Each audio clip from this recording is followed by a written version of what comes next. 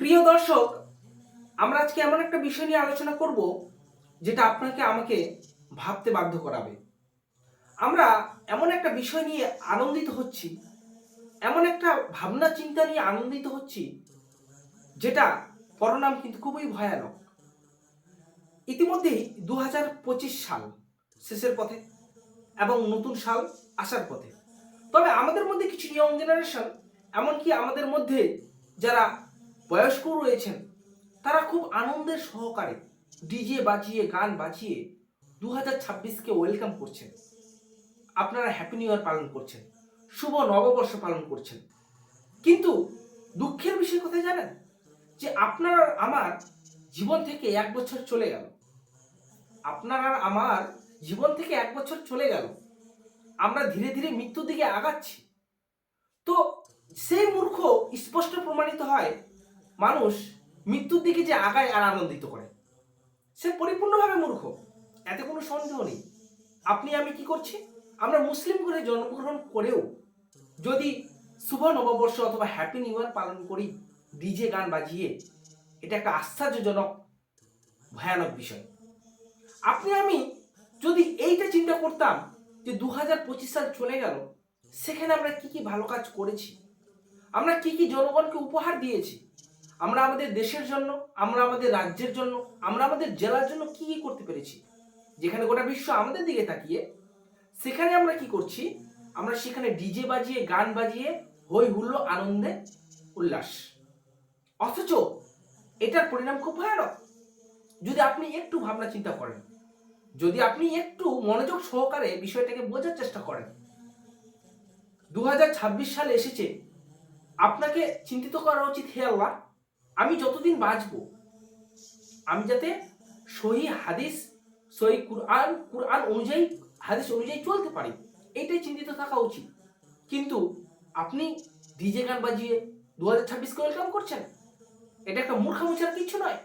আপনি 2025 সালে কতগুলো খারাপ কাজ করেছেন, কতগুলো পাপ কাজ করেছেন, আর কতগুলো ভালো কাজ করেছেন, এটা একটা খাতায় কাউন্টিং করুন এবং দেখুন যে আপনার আর আমার শেষ পরিণতি কি। 2025 সালে আমরা কতখানি ভালো কাজ কামাই করলাম আর কতখানি পাপ কাজ কামাই করলাম।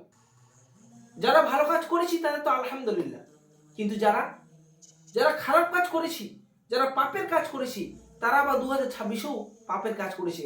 আপনি গত 1 বছর আগে, গত 2 বছর আগে, গত 10 বছর আগে আপনি যেই পাপ কাজটা করতেন, আপনি এখনো করছেন। আপনি কোন দিন আপনার মনকে বোঝাবেন?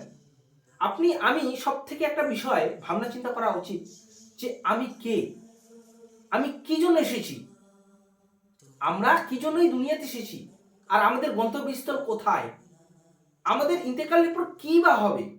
এই প্রশ্নগুলি কি আপনি নিজেকে কোনোদিন করেছেন? আপনি আমি এতটুকু তো জানি যে কার ইন্তেকাল হবে কখন, সেটা কিন্তু কোনো সময় নেই। যে আপনি বৃদ্ধ হওয়ার পরেই মারা যাবেন, এমন কোনো বিষয় নাই। আজকে আছেন, কালকে নাও থাকতে পারেন। আজকে আমি আছি, কালকে নাও থাকতে পারি।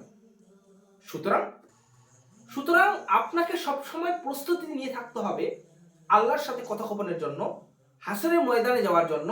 সেখানে আপনাকে পরিপূর্ণ নেকির ভান্ডার নিয়ে উঠতে হবে। কিন্তু আপনি কি করছেন? 2026কে ওয়েলকাম করছেন ডিজে বাজিয়ে, গান বাজিয়ে। আপনি তো করছেন হ্যাপি নিউ ইয়ার। আপনার ছেলে মেয়েকে, আপনার পাড়া প্রতিবেশীকে আপনি উৎসাহিত করছেন। আপনি ফেসবুক বলেন, আপনি ইউটিউব বলেন, আপনি সোশ্যাল মিডিয়ায় বিভিন্ন জায়গায় আপনি আপনি গান লাগিয়ে হ্যাপি নিউ ইয়ার পালন করছেন, আপনি কেক খাচ্ছেন। নাউজুবিল্লাহ জালি। যেখানে আমাদের দুঃখ হওয়ার কথা যে জীবনের থেকে আমাদের 1 সাল কমে গেল। আমরা কি করলাম ওই সালে, 2025 সালে, সেখানে আমরা আনন্দিত হচ্ছি। এ থেকে স্পষ্ট বোঝা যায় যে আপনি আর আমি এখনো কতটা মূর্খে পরিণত হয়ে রয়েছি। আমরা অন্যের নীতি দেখে, অন্যের আনন্দিত দেখে, যেটা ভুল করছে না সঠিক করছে সেটাকে আমরা বিষয়টাকে যাচাই না করে অন্যের আনন্দে আমরা আনন্দিত হয়ে ফেলেছি। আমরা সেটা দেখছি না যে কুরআন ও হাদিসের বিরুদ্ধে যাচ্ছে কিনা। আমরা তাদের নীতিতে সীমাবদ্ধ হয়ে পড়েছি। প্রিয় দর্শক, আশা করি এই আমি আমার ক্ষুদ্র মস্তিষ্ক দিয়ে বোঝানোর চেষ্টা করলাম যে এখনো সময় আছে। আল্লাহর কাছে ফিরে আসুন, কুরআন হাদিস মানতে শিখুন, কুরআন হাদিস অনুযায়ী চলতে শিখুন।